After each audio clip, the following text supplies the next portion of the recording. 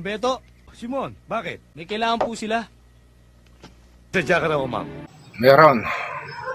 Pero dalawa lang sadya ko rito.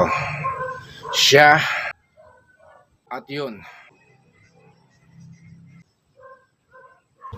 Bakit? Anong kailangan mo sa amin? Maaaring hindi nyo na akong namumukhaan dahil may 2 taon na nakakaraan sa bahay ni Judge Di Mayuga. Ako lang ang natirang buhay.